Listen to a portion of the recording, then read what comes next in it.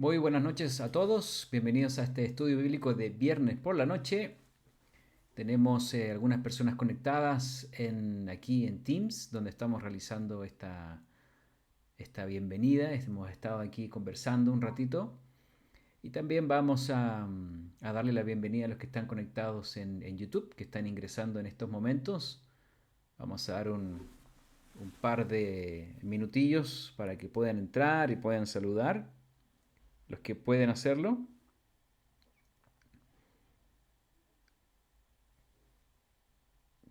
Ya tenemos entonces el en vivo. Vamos a ver quién está en línea. Ahí saludamos entonces a Corina González de Monterrey, que está conectada. También de Monterrey a don Victorio Castro. A Ernesto Sánchez, que nos está saludando aquí de la Ciudad de México. Son por ahora los que están saludando ahí en el chat. Y sin más hilación, le voy a pedir al señor Gregorio Santana, que se conecta en estos momentos desde Chonegal, Veracruz, para que nos dirija en la oración de inicio y para entonces así con eso iniciar este estudio bíblico. Adelante, señor Gregorio.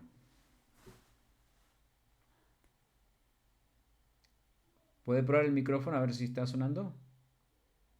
Creo que está apagado ahí.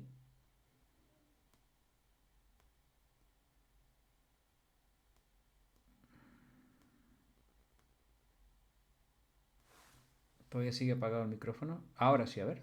Listo, adelante por favor.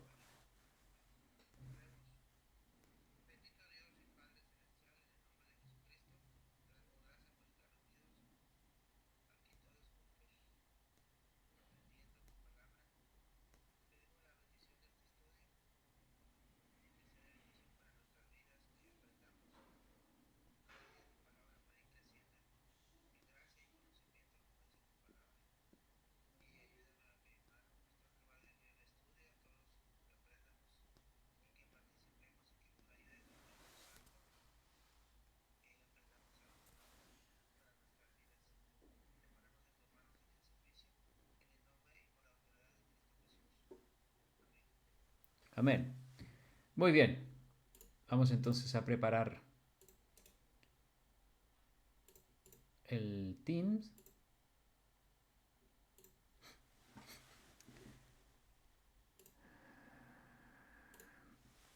Muy bien, entonces estamos iniciando este estudio bíblico y saludamos a la gente que está en Teams, que se va a mantener, de Tabasco, Hernán Manuel y familia, también Patti y Karen de la Ciudad de México, también estaba por ahí Ignacio, no sé si sigue conectado, pero por ahí andaba conectado, y también en YouTube saludamos a las personas nuevamente.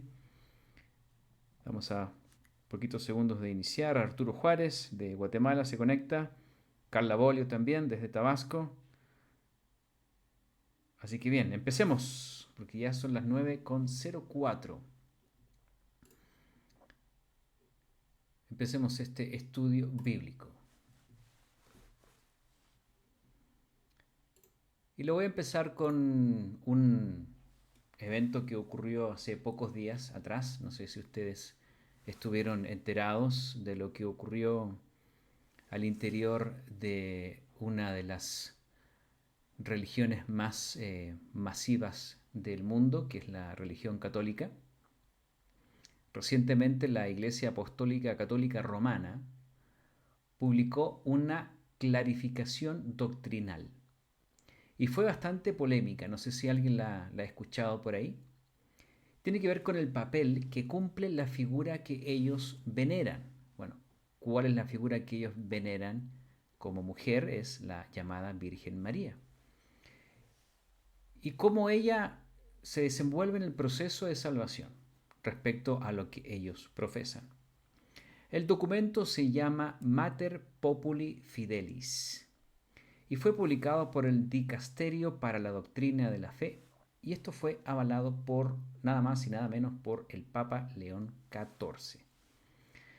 Quienes estudian la rama de la teología dedicada a María se les llama mariólogos de María, ¿no? Mariólogos. y fueron estos los más afectados por la noticia, ya que oficialmente esta clarificación consta una prohibición de ciertos títulos que se le daban antiguamente a María. Son principalmente 3 títulos. El primero, que es el más que impregna o que impacta en esta noticia, que es muy interesante, es el título de corredentora.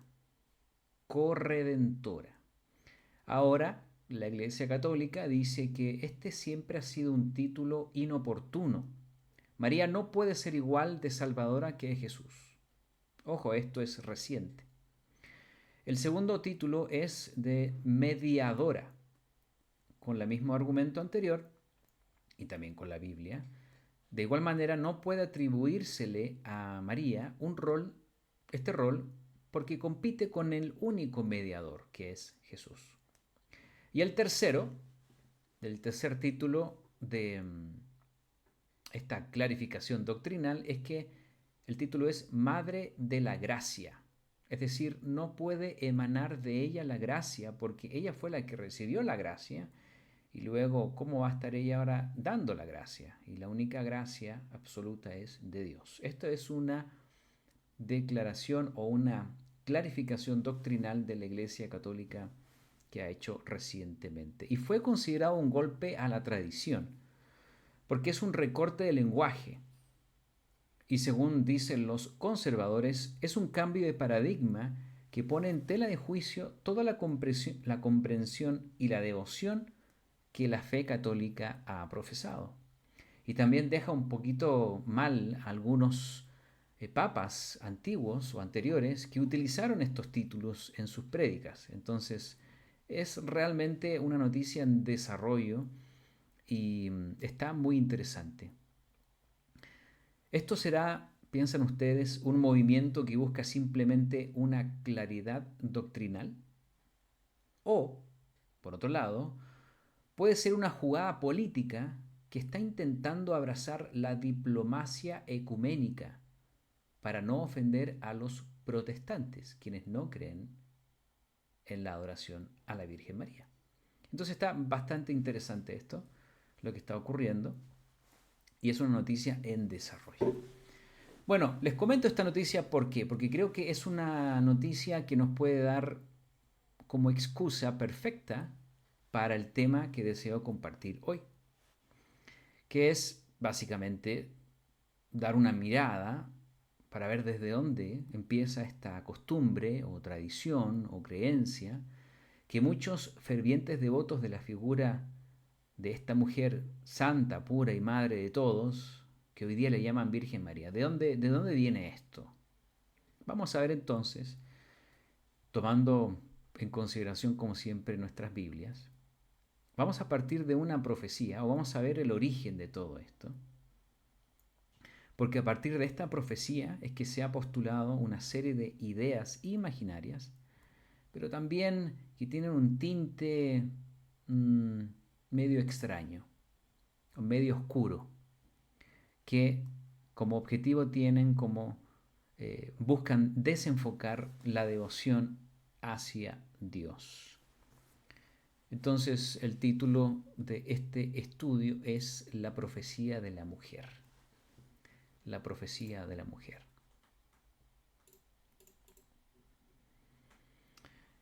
México. Vivimos en México, aquí estamos todos de norte a sur. Y México se considera, para los que no viven en México, un país guadalupano. ¿O no? Creo que todos entienden cuando decimos esto que se considera un país guadalupano. Bueno, pero realmente, ¿qué significa esto? Bueno, significa que la gran mayoría de los que profesan una fe católica, practicante o no, porque mucha gente es católica porque nació en una familia católica y no la practica, creen fervientemente en una de las advocaciones de María, la Madre de Jesús, que vista fue originalmente, cuenta la historia, en 1556 por el chichimeca Juan Diego Cuauhtlatoatzin en el Cerro Tepeyac, al norte de la Ciudad de México. Aquí lo que ocurrió fue una aparición y esta aparición le pidió a este Juanito que le hiciera una casa para que ella demostrase el amor hacia todos los mexicanos. La historia es un poco más larga, pero en resumen eso es lo que ocurrió en este año, en el siglo XVI. No sé ustedes, pero no sé si se han preguntado alguna vez, yo sí lo he hecho, ¿cómo es esto de que hayan tantas vírgenes en el mundo? ¿Cómo es esto? Que hayan diferentes vírgenes con nombres diferentes, con características diferentes,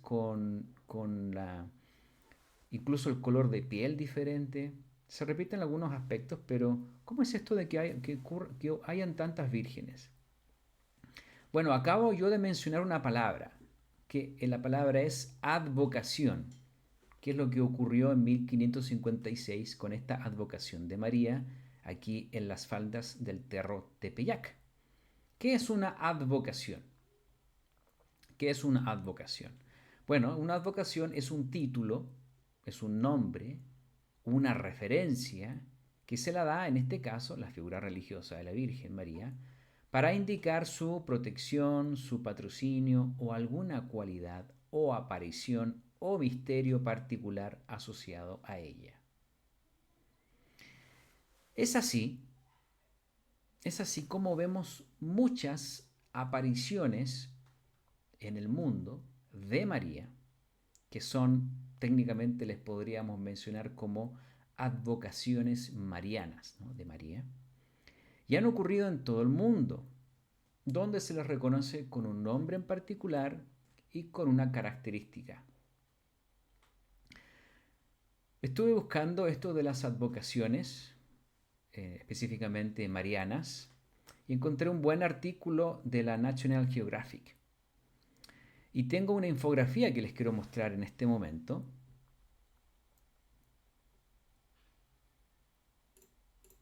A ver si me resulta. Ahí está. Esta imagen que les estoy mostrando en este momento es de la National Geographic con Michael O'Neill del sitio miraclehunter.com. Aquí, ¿qué es lo que estamos viendo? Es la leyenda, se las voy a mencionar de manera rápida. Las cruces indican que la Virgen María se apareció a un futuro santo. Esto es el mundo y los puntos, y hay una leyenda que estoy describiendo en este momento. Las cruces indican el lugar donde la Virgen María se le apareció a un futuro santo. Los puntos amarillos de esta imagen marcan las visitas relacionadas digamos las apariciones relacionadas con la tradición o se asocian a la tradición, pero no están validadas por el Vaticano. Los puntos azules indican apariciones más recientes, pero no están confirmadas tampoco por el Vaticano. Los puntos verdes significan apariciones aprobadas como, ojo, dignas de fe, pero no sobrenaturales. Es un concepto medio extraño ahí, ¿no? Luego los puntos rojos indican que un obispo local ha aprobado la aparición como auténtica. Y hay unos puntitos rojos más grandes todavía que indican, con el nombre incluso, y están marcando aquellas que han sido reconocidas por el Vaticano. Por ejemplo, podemos ver aquí en la zona donde nosotros vivimos, hay una cruz, hay varios puntitos. No me ven no me ven el cursor. Sí, ahí está el cursor. Aquí está México entonces y tenemos la Guadalupe en Mexico City. Ahí está en inglés la infografía, pero se entiende bastante bien. Luego tenemos un acercamiento. Aquí hay un área que está a la parte de Europa. Y tengo un acercamiento aquí en la próxima imagen. Miren ahora la cantidad de puntos que hay solamente en Europa. Y se repite la misma leyenda. Las cruces, se apareció un futuro santo, puntos amarillos, apariciones por tradición. Imagínense ahí la cantidad de puntos amarillos, puntos azules. Esto es solamente Europa. Vemos ahí la bota de Italia. En Italia y Francia, lugares, y España también hay lugares bastante renombrados y muchas vírgenes con sus nombres, que son estas famosas em, advocaciones de las cuales estamos mencionando. Se dice que es imposible tener un número exacto de esas cantidades de apariciones, pero se estiman alrededor de 1100 sobre la Tierra, por poner un número aproximado. Entonces me pareció muy interesante que en el artículo, aquí aparece algo todavía bastante interesante, que en este artículo donde aparece esta infografía del National Geographic, después de que comenta todas las advocaciones que fueron validadas o aprobadas por el Vaticano, al final hay una advocación que se adoptó en el año 1985 y fue adoptada por la entonces llamada Comunidad Económica Europea. Esta integración económica tuvo en sus bases personas o líderes que eran católicos, como se dice, de hueso colorado, eran muy católicos, razón por la cual la bandera fue diseñada demostrando su devoción a la Virgen María. Si yo les pregunto ahora a todos ustedes, ¿alguien sabe cómo es la bandera de la Comunidad Europea, de la Unión Europea? ¿Alguien se acuerda cómo es esa bandera?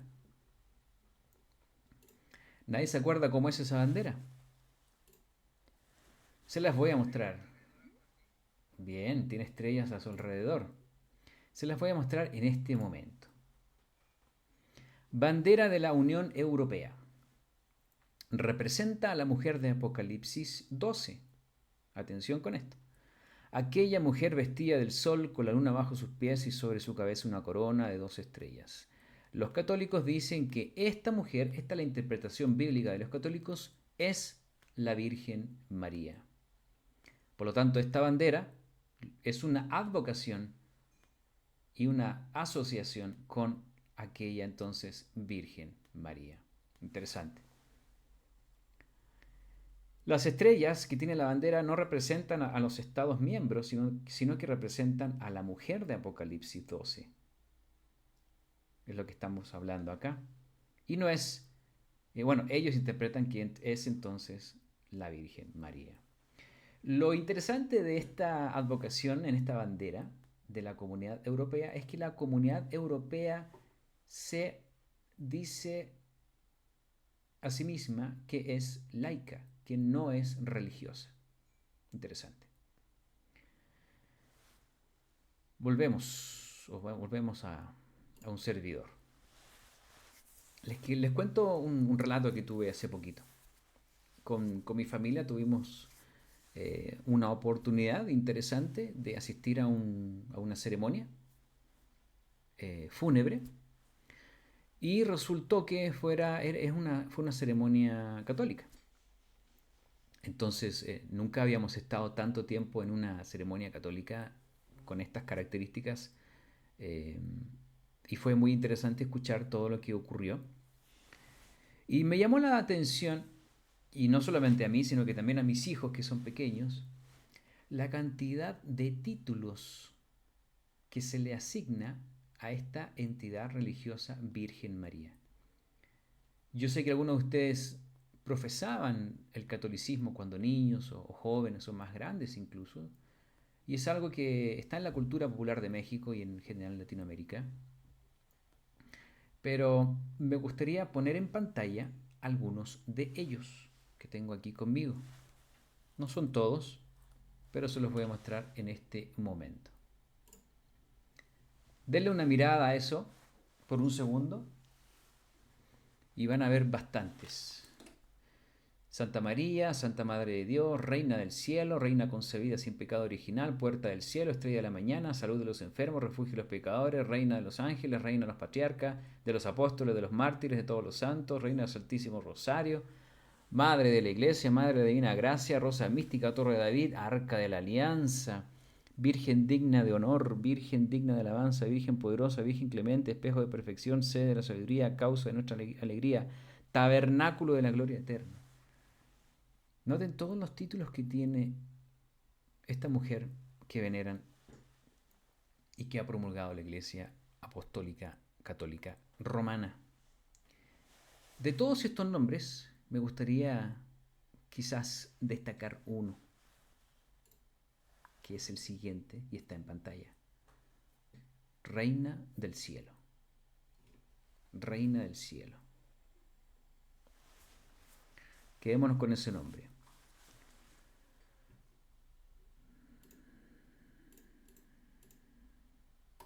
Como siempre, nosotros hemos usado en todos los estudios, en todas las charlas que tenemos de la iglesia, con niños, jóvenes y adultos, siempre utilizamos nuestras Biblias. Porque para nosotros la Biblia es el fundamento de nuestras creencias. La palabra de Dios es la que, por inspiración divina, ha permitido ser registrada, y es aquí donde encontramos el inicio de todo. Incluso antes de que el tiempo existiese, ¿no? Como dice ahí Juan 1.1. Está describiendo un tiempo en el cual no había tiempo, aunque suene medio extraño. Pero es antes de la fundación del mundo, es antes de que el tiempo empezara a correr. En la Biblia encontramos los relatos más antiguos e importantes que Dios ha permitido que nosotros tengamos conocimiento. Y me gustaría ver un pasaje en particular que está al principio, en Génesis, capítulo 3 y versículo 15, porque estamos ahora mirando los orígenes de cómo fue esto de la adoración o de la veneración a, como le llaman, la Virgen María, que como les dije, la voy a empezar a llamar la Reina del Cielo. La Reina del Cielo, así le vamos a empezar a llamar de aquí en adelante. Génesis 3.15, vemos las consecuencias que hay sobre quienes cometieron o estuvieron involucrados en el pecado en el huerto, el hombre, la mujer y la serpiente. En el versículo 15 dice: pondré enemistad entre ti y la mujer, entre tu simiente y la simiente suya. Esta te herirá en la cabeza y tú le herirás en el calcañar. Es un versículo que hemos leído en otras ocasiones, lo hemos explicado, pero también nos sirve como punto de partida a lo que sería el origen de todo lo que hoy día el mundo ha construido sobre una profecía que tiene que ver con la mujer y la serpiente, y también la simiente de la mujer. Hubo 3 consecuencias y esta en particular está sentenciada sobre la serpiente, luego a la mujer en el 16 y luego al hombre en el 17. Pero el 15 inicia con la serpiente, quien originó este engaño. Quedémonos con esta idea, no me voy a tener mucho para explicarlo, pero me gustaría que nos quedáramos con esta idea que es fundamental en este estudio: la mujer y su simiente. Tendría la mujer y la simiente, o más que nada la simiente, una misión muy particular. Y la misión sería darle el golpe de gracia en la cabeza a la serpiente. Es decir, acabar con esa serpiente. Entonces este versículo es considerado la primera profecía del Evangelio. De hecho, es un buen versículo que resume bastante la historia de la Biblia y el plan de salvación. A grosso modo, obviamente. Después de esto, en el huerto conocemos muy bien la historia. Aparece Caín, es el padre de los cainitas o de la generación prediluviana. Mató a su hermano, fue desterrado, tuvo hijos e hijas, pobló gran parte de la tierra y todos ellos perecieron bajo las aguas del gran diluvio, a excepción de Noé y su familia, 8 personas. Avanzamos a la historia rápidamente, llegamos a la Torre de Babel, la confusión de lenguas y el origen de las grandes civilizaciones, dentro de las cuales podemos encontrar el imperio de Babilonia. De hecho, es uno de los primeros imperios descritos por la Biblia, de esos 4 grandes reinos que vendrían en orden consecutivo, y terminando con la 10ª resurrección del imperio romano, que es un tema profético un poco diferente del punto de hoy. Pero Babilonia entonces es uno de los primeros imperios que se describen. Y es interesante considerar que en las civilizaciones antiguas los grandes hitos que ocurrieron y que están descritos en la Biblia están también relatados dentro de sus culturas. Estas civilizaciones han tenido parte de lo que ocurrió y que se nos relata en el Génesis, pero lo han hecho exagerado, lo han hecho de una manera tergiversada o, podríamos decir, a su pinta. Se habla en las civilizaciones antiguas, en los sumerios, los acadios, en Mesopotamia, todas estas civilizaciones, se habla del huerto, se habla de un dios duro y rígido, se habla de la mujer engañada, se habla de la serpiente, se habla del diluvio, de la torre de Babel. Entre algunos eventos importantes están descritos en las historias de estas civilizaciones antiguas. Babilonia fue una gran civilización que contaba con todos estos relatos. Ahora, apegados o no a la realidad, ellos tomaron de aquí aquellos relatos originales y se fueron trastocando poco a poco. Recordemos Génesis 3.15. No olvidemos Génesis 3.15 y el papel de la mujer, quien tendría un hijo. Vamos a empezar a ver aquí algo de la historia entre la madre y el hijo. Y el hijo, la simiente, aplastaría la cabeza de la serpiente. Ese es el relato original. Y este relato se mantuvo en estas civilizaciones.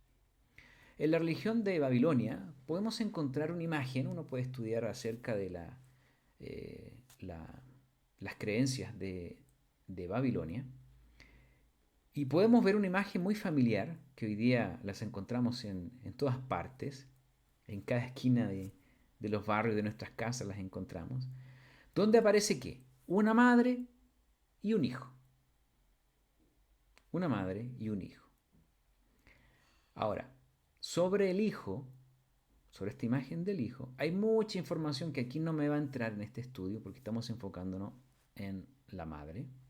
Pero sobre el hijo hay mucha información y este personaje se asocia a Nimrod. Sí, aquel personaje que se describe en las escrituras, bisnieto de Noé, como el primer poderoso de la tierra. A Nimrod se le veneraba como un dios. De hecho, hay todo un rito que cada año se le veneraba, como que renacía cada año como un niño, como un sol. De hecho, de aquí vienen muchas costumbres relacionadas con el año viejo, el año nuevo, que se espera, que se deja el árbol de hojas que no se ponen café, sino que se mantienen verdes, perennes. Hay muchas tradiciones y muchas supersticiones que se acercan y que tienen base en estas creencias de Babilonia y que se relacionan con el año viejo y el año nuevo. Nimrod era el objeto de culto, ya que, recuerden, Génesis 3.15, el hijo debía ser el poderoso y héroe de los hombres, era la simiente de la mujer. O sea, a partir de Caín, podríamos pensar o especular sanamente que Eva esperaba a que ese hijo fuera el que le diera el golpe a la serpiente con Caín o con todos los otros que tuvieron. Y eso se mantuvo en el tiempo. En Babilonia también lo podemos encontrar. Pero ¿qué ocurrió? El hijo, siendo una figura de un bebé, empezó a perder atención. Y su inocente aparición de cada año fue quedando atrás para empezar a cambiar el enfoque ahora no en él, sino que en la madre, quien tendría también un alumbramiento sobrenatural de este hijo que volvía a nacer cada año. Y a la mujer la empezaron a adornar con pinturas, con esculturas, con belleza, con santidad. Y finalmente fue ella el objeto del culto y no el hijo. Es interesante que hoy día vemos esa imagen de madre e hijo y vemos a la madre pero muy, muy principal en la imagen y a un bebé por ahí medio escondido. Eso es lo que estamos tratando de proyectar desde aquellos años, de aquellos tiempos hasta el día de hoy. Fue perdiendo interés esta mujer y llegó a ser ella el objeto de culto. En Babilonia su nombre era Saca, con doble C, ¿Y sabe lo que significa saca? Tabernáculo. Tabernáculo. Uno de los nombres que se le atribuye hoy a la Virgen María es Tabernáculo de la Gloria Eterna. Y rápidamente podemos hacer una conexión ahí interesante. También se le asocia a un nombre más popular que conocemos como Semiramis, esta mujer, que se escribe Z-Emir Amit, Z-Emir Amit, Semiramit, que significa la portadora de la rama. ¿Qué es eso de la rama? Se le representaba como una paloma con una rama de olivo en el hocico. Interesante, ¿no? ¿A qué estará aludiendo esta imagen de Semiramis? Una paloma con una rama de olivo en el hocico. ¿Se acuerdan un relato bíblico que habla de esto? Cuando Noé quería saber si acaso habían descendido las aguas. Ahí está la paloma. Entonces es interesante que hay una alusión, hay un llamado a ese relato bíblico. Y está esta imagen de esta mujer ahí asociada. Está asociada al diluvio universal. Recuerden que las historias originales están mezcladas con mucha tradición, con mucha superstición y al final terminan en unas cosas muy amorfas. Es interesante que en la Nínive de los asirios se puede encontrar la imagen de Semiramis con una paloma y sus alas y su cola. Y en este lugar, en Nínive de los asirios, esta imagen de Semiramis representaba, escuchen bien, al tercer miembro de la Trinidad idólatra de este pueblo. Sí, Trinidad. Lo he escuchado bien. El punto aquí es que esta reina babilónica era la que empezó a conformarse y era la que debía dar el golpe de gracia a la serpiente. Y no su hijo bebé, Nimrod. ¿Se acuerdan que ya pasamos a la mujer? Poco a poco se le dieron los más altos títulos. Uno de ellos fue el título que yo destaqué en todos los títulos que se le da a Virgen María hoy. Uno de los títulos es Reina del Cielo. Exactamente el mismo título que hoy se le da a la Virgen María. ¿Coincidencia? Saquemos nuestras conclusiones.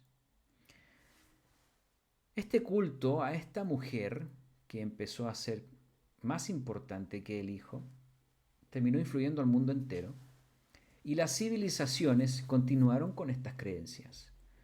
Y podemos rastrear estas creencias, estas costumbres, estas imágenes, estas estatuas en la historia.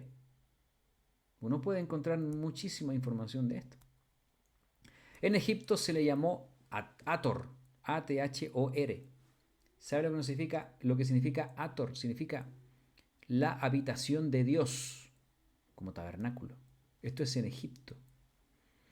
Y este concepto era para dar a entender que aquí moraba toda la plenitud de la deidad. Vamos a Jeremías 44. Nosotros nos encontramos leyendo Jeremías en nuestra lectura anual. Todavía no llegamos a Jeremías 44, pero bueno, vamos a leer algo de aquí.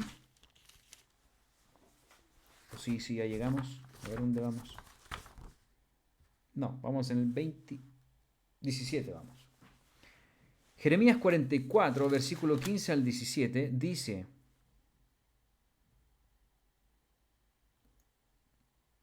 Entonces todos los que sabían que sus mujeres habían ofrecido incienso a dioses ajenos, y todas las mujeres que estaban presentes, una gran concurrencia, y todo el pueblo que habitaba en tierra de Egipto, en Patros, respondieron a Jeremías, diciendo,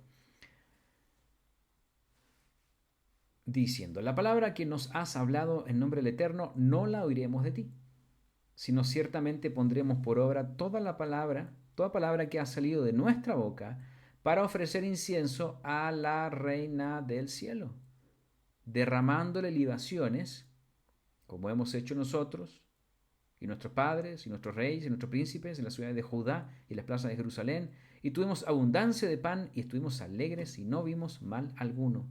Es el versículo 17.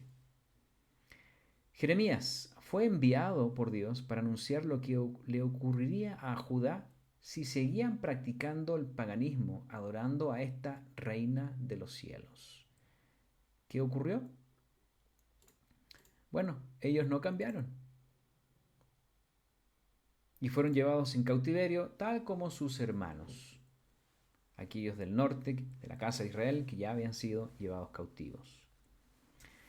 Acerca de los nombres y rastros asociados a esta divinidad babilónica, les puedo comentar algunos otros.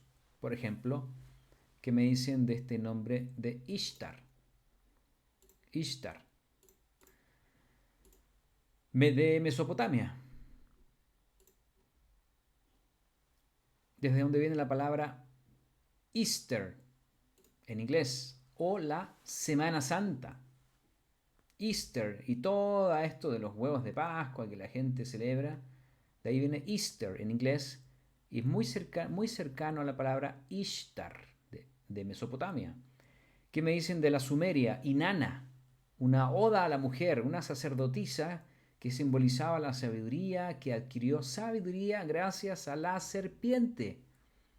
Noten que el relato original se empezó a trastocar. Esta Inanna era muy sabia porque la serpiente le había dado la sabiduría.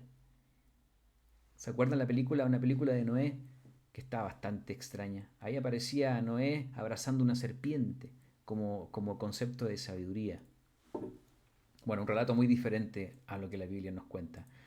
En la India, Sakti, que significa tabernáculo, el mismo concepto de la egipcia de Hathor. Astoret o Astarte, la fenicia o la hebrea, o la reina del cielo, como lo estamos viendo aquí en Jeremías. La Acera de Canaán, la esposa de Baal. En Grecia, Afrodita, diosa griega del amor, de la belleza y la procreación. Y también la Afrodita era como la licencia para la inmoralidad sexual. En Roma tenemos el homólogo de Afrodita que es Venus, lo mismo. Y así podemos empezar a ver cada una de ellas, hacer unas transiciones entre los lugares, entre los nombres. Es bastante interesante eso. Pero de Roma tenemos que pasarnos al cristianismo para ir llegando a la parte más interesante de todo esto. Porque ¿ustedes creen que esta divinidad de esta mujer habrá influenciado el cristianismo? ¿Qué creen ustedes? Por supuesto que sí. Hoy día estaba mirando pasé por la calle y estuve viendo un camión de una bebida que se llama Red Cola. Yo creo que aquí en México la conocen bastante bien. Yo creo que hay mucha gente, no sé si han escuchado por ahí, que no le gusta la Coca-Cola porque viene de Estados Unidos.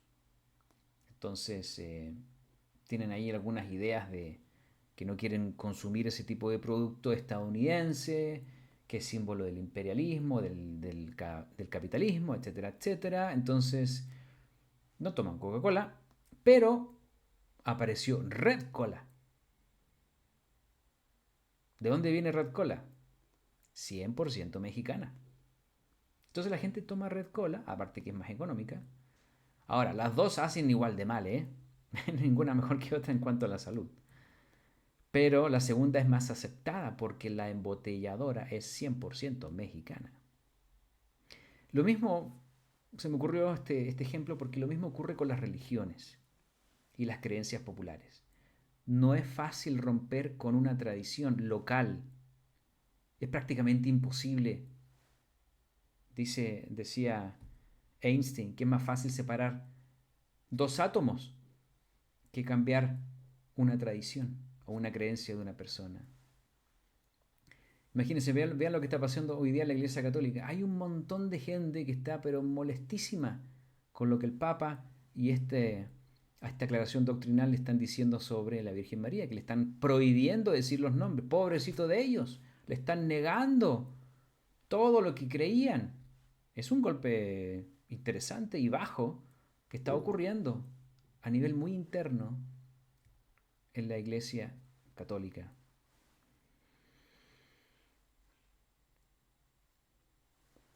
Y tenemos que saltarnos en la historia, porque también hay que hacerle honor al tiempo, al concilio de Nicea del año 325. Es un evento que nombramos mucho en la iglesia, es un evento importante, no fue el único, no fue la única reunión de líderes religiosos, pero se considera como la reunión trascendental en cuanto a los temas que se abordaron y que empezaron a darle forma a lo que hoy día es esta iglesia católica apostólica romana. Entre los más importantes temas que se tocaron en este año, en el año 325 después de Cristo, fue la divinidad dudosa de Jesucristo. Se estaba hablando de este tema. Y aunque al final este tema no fue considerado, se empezaron a formar conceptos, ideas, filosofías que empezaron a moldear la iglesia oficial, la cual ya no empezó a fundar sus creencias en la Biblia, sino que en un sistema de tradiciones y sincretismos con la intención de favorecer al pueblo y así poder controlarlos con mayor facilidad. Es decir, ¿no quieres Coca-Cola? Te doy tu Red Cola. Es roja, sabe igual o parecida, te hace igual de daño, te refresca, etcétera, etcétera. Entonces la gente dice, ah, sí, yo quiero mi Red Cola. Entonces la iglesia empezó a conformarse, empezó a moldearse en una iglesia que no era la iglesia que fundó Jesucristo, para nada, en absoluto. A partir de este concilio del año 325, empezaron a ver dentro de la iglesia las ideas trinitarias. Estamos hablando del año 325 después de Cristo. Para que nos hagamos un poco la idea, esto no fueron los apóstoles quienes empezaron con estas ideas. En la Biblia no existe eso. Empezaron también a ver con mayor protagonismo los intermediarios, los sacerdotes, y su rol protagónico para con los feligreses. Esto de las confesiones a ellos. Incluso una vez muertos se les empezó a rezar a estas personas y se les empezó a dar culto a los muertos o a los santos muertos o a la gente muerta y se les empezó a venerar y poco a poco empezó a formarse y a establecerse el culto a la Virgen María, o como le he querido llamar el día de hoy, a la Reina de los Cielos. ¿Era nueva esta creencia de la Reina de los Cielos? Hicimos un paso muy rápido, pero estamos viendo que no era nueva. Vimos sus orígenes y vemos algo todavía más interesante. A ver si estamos bien con el tiempo. Vamos a Hechos. Esta parte es importante.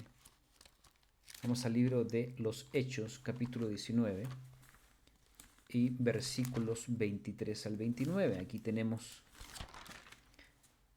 algo que ocurrió en Éfeso. No podemos leer completo después todo el capítulo. Ahí en Éfeso había mucha brujería en Éfeso. Había muchos libros. Hay una quema grande ahí que ocurre y empieza una iglesia importante que inició en el capítulo 19, los primeros versículos. Estos hombres que fueron bautizados. Pero vamos al versículo 23. Dice aquí, hubo por aquel tiempo un disturbio no pequeño acerca del camino. Ese camino está con mayúscula, está hablando del cristianismo, como lo conocemos, en su más puro concepto. Porque un platero llamado Demetrio, que hacía de plata templecillos de Diana, daba no poca ganancia a los artífices, a los cuales, reunidos con los obreros del mismo oficio, dijo: varones, sabéis que de este oficio obtenemos nuestra riqueza.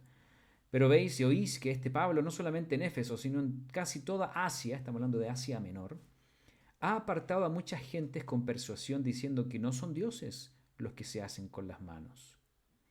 Y no solamente hay peligro de que nuestro negocio, no está hablando de religión aquí, está hablando de negocio, venga a desacreditarse, sino también que el templo de la gran diosa Diana sea estimada en nada y comienza a ser destruida la majestad de aquella a quien venera toda Asia y el mundo entero.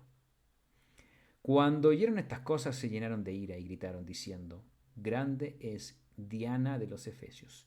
Tenemos otro nombre. Ya vimos varios, no lo nombramos a este. Diana de los Efesios. Versículo 29. Y la ciudad se llenó de confusión y aún se lanzaron al teatro arrebatando a Gayo y a Aristarco, macedonios, compañeros de Pablo. Tengo una imagen conmigo nuevamente que les quiero mostrar.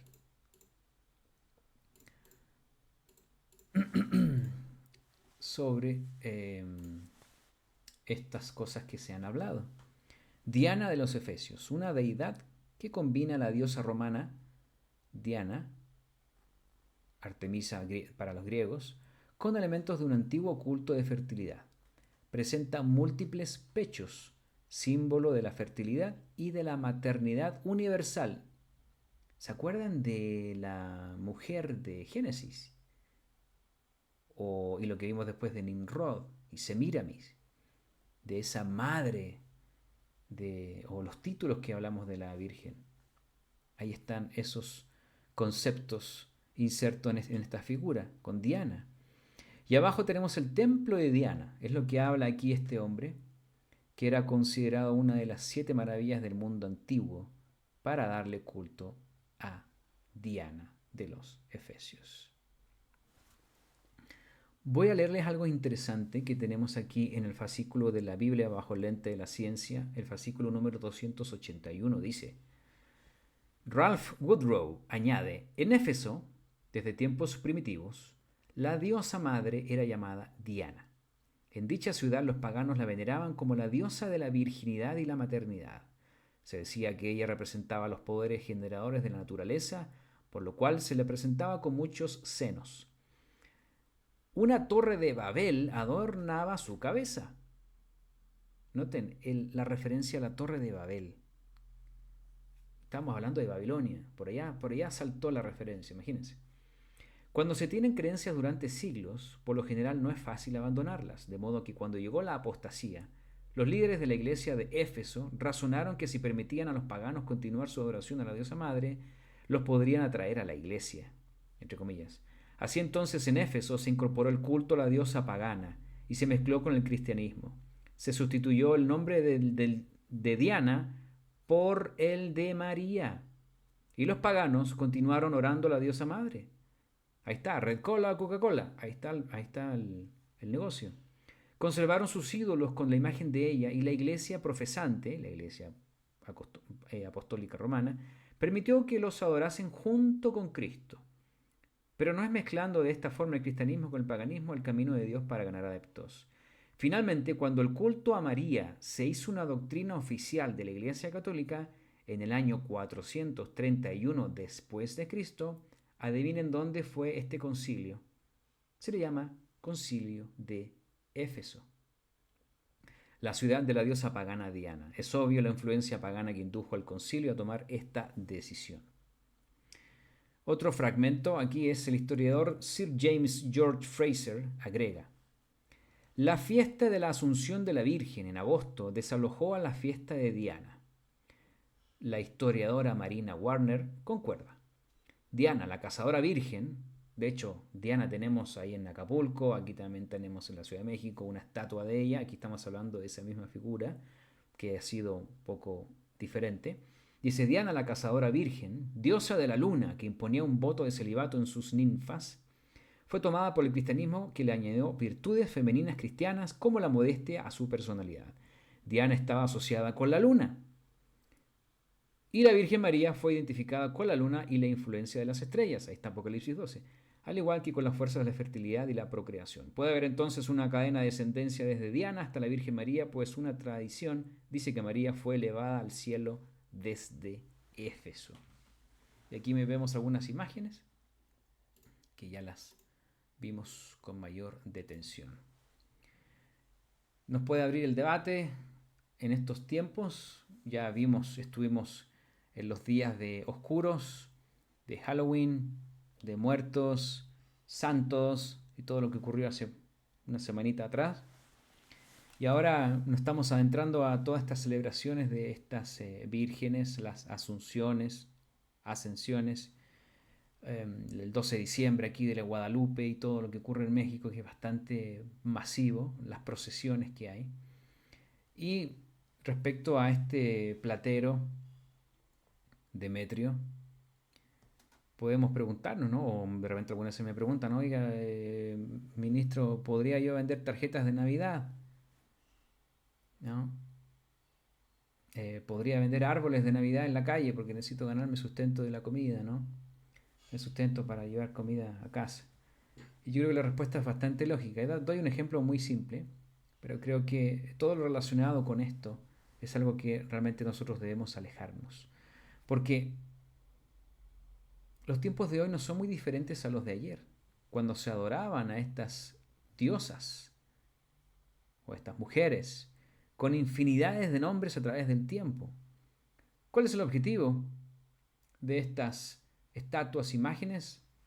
Caer en la idolatría. Toda la cultura mariana, desde sus orígenes, busca venerar a un personaje lleno de santidad, un personaje puro, santo, lleno de luz, de bondad y todo esto. Pero algunas veces tenemos que recordar, ¿de qué se disfraza Satanás? ¿No se disfraza de un lobo con dientes afilados y con pelo? Se disfraza de ángel de luz, de algo bueno, algo bondadoso, algo piadoso, con cara de piedad.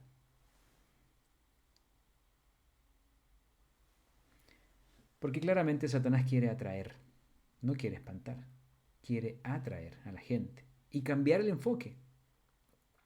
No por nada Israel cayó en una de las prácticas más comunes y bajas que un hombre o mujer de Dios puede caer, en la idolatría. Y la idolatría es un pecado muy grave para Dios. A mí me llama la atención cómo una iglesia, no diré nombres, pero bueno, está bastante obvio, cómo una iglesia puede profesar una religión que justifique la fabricación de estatuas e imágenes diciendo que no promueven la idolatría, que no es algo malo, porque dicen que estas imágenes, estas estatuas, representan al verdadero Dios y a personajes bíblicos, y que eso no está mal, porque no los veneran a ellos, sino a Dios.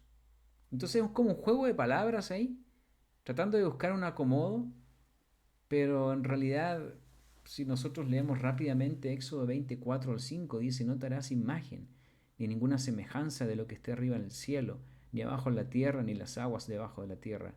No te inclinarás a ellas, ni las honrarás, porque yo soy el Eterno tu Dios fuerte, celoso, que visito la maldad de los padres sobre los hijos hasta la tercera y cuarta generación de los que me aborrecen. Y Jeremías, creo que hemos estado leyendo Jeremías, esto sí ya lo leímos en los días anteriores, Jeremías 7:18, los hijos recogen la leña, los padres encienden el fuego y las mujeres amasan la masa para hacer tortas a la reina del cielo y para hacer ofrendas a dioses ajenos para provocarme a ira. Esto era algo que ocurría en Israel, específicamente en Judá, que es el profeta aquí Jeremías. Jeremías 9:13 al 14 dijo el Eterno, porque dejaron mi ley.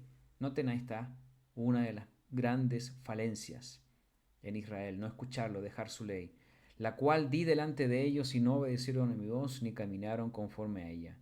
Antes se fueron tras la imaginación de su corazón. Esa frase a mí me llama la atención, me gusta. Se fueron en la imaginación. ¿Cuántas apariciones están en un pedazo de árbol, en una rama, en una sombra, en una nube, en X? ¿Cuántas apariciones o visualizaciones de esta supuesta imagen están ahí? Se fueron tras la imaginación de su corazón y en pos de los Baales, según les enseñaron sus padres. Como conclusión podemos volver al origen. Génesis 3:15 nos está hablando de la simiente. ¿Quién es la simiente? ¿Quién es la simiente de Génesis 3:15? Creo que no deberíamos tener duda alguna que se está refiriendo a Jesús.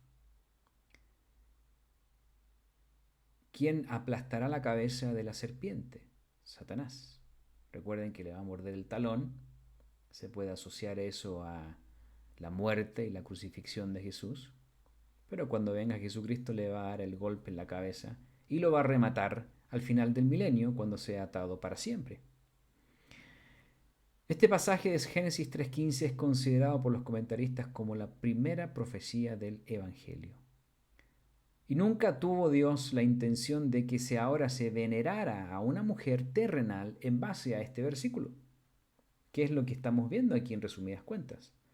La idolatría que existe en este mundo es la fachada de los demonios, quienes quieren desvirtuar la alabanza y la gloria a nuestro Dios.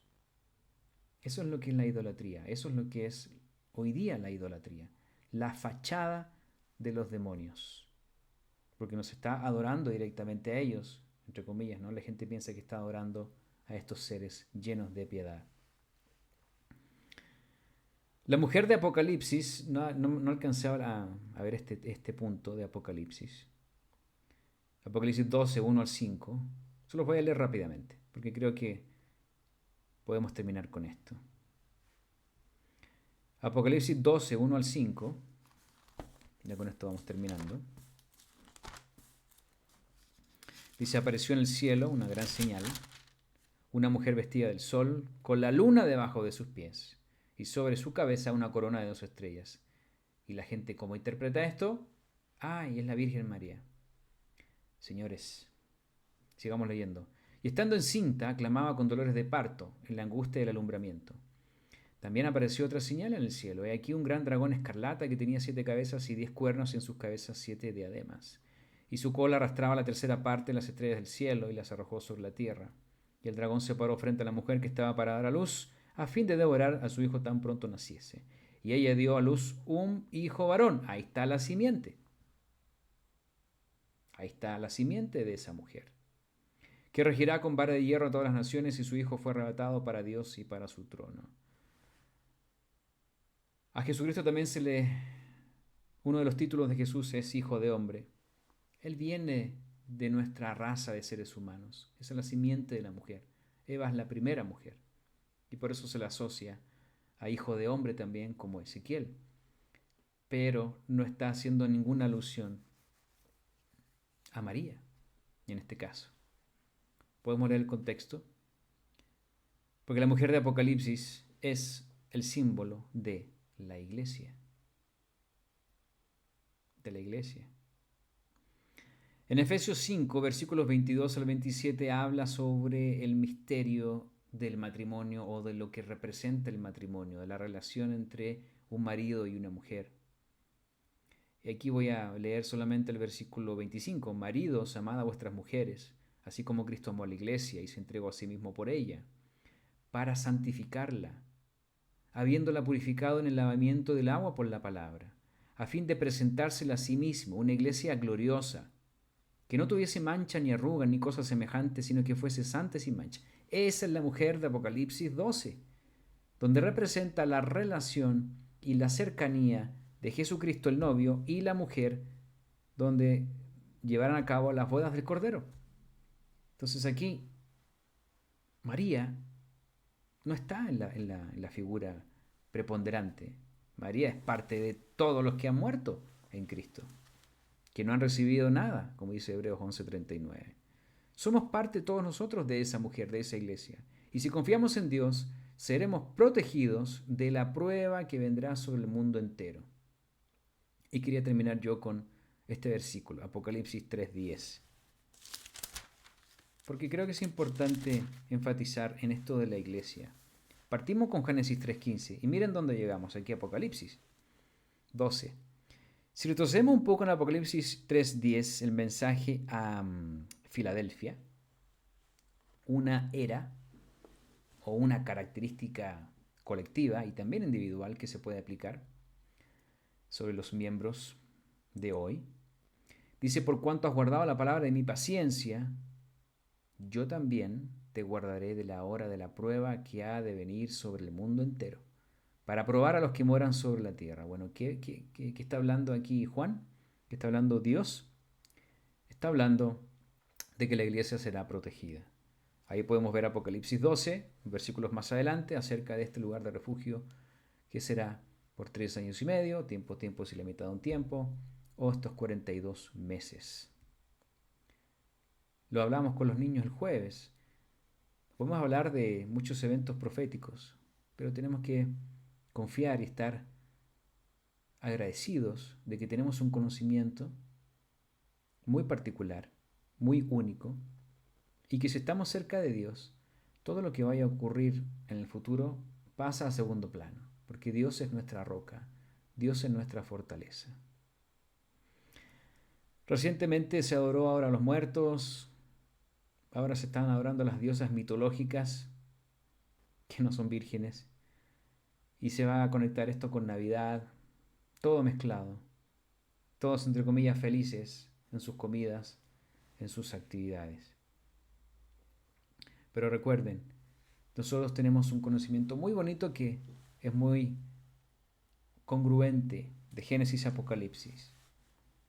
Y el día de hoy hemos visto solamente un esbozo de lo que la historia misma describe, de las creencias que han tenido y de cómo se ha desvirtuado el verdadero evangelio del reino de Dios, que está incluso ahí en Génesis 3:15, y que el día de hoy lo hemos escuchado, lo leemos y cada día oramos a Dios y le pedimos en el nombre de Jesucristo que venga pronto ese reino.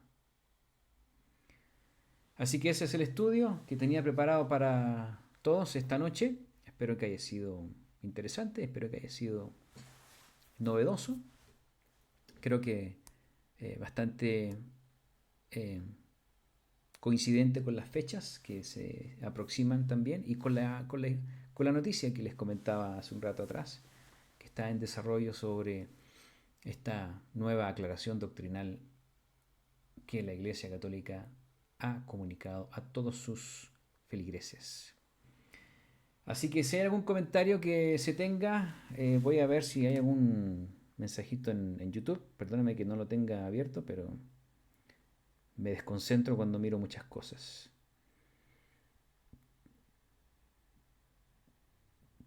Bueno, no hay muchos comentarios. Saludamos a José Abelardo de Panamá, que está conectado. Juan Antonio García Alvarado, gracias por sus palabras. Gracias a Dios que fue algo bonito y edificante. También Rodolfo Higueros, saludos allá a Guatemala. Y también Luis Mora, en Perú. Así que estamos bien internacionales el día de hoy. Yo sé que en algunos lugares es un poco tarde, pero les agradezco su sintonía. Nos vamos a Teams a conversar un rato, si alguien queda por ahí con algunas dudas. Y me despido entonces de YouTube.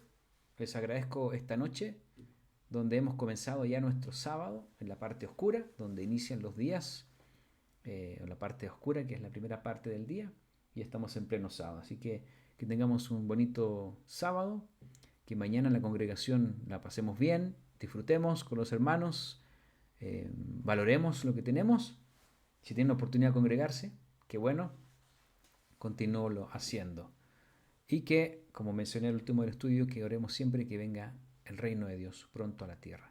Nos vamos a Teams, me desconecto de YouTube y que mañana tengan todos un bendecido día sábado. Hasta pronto.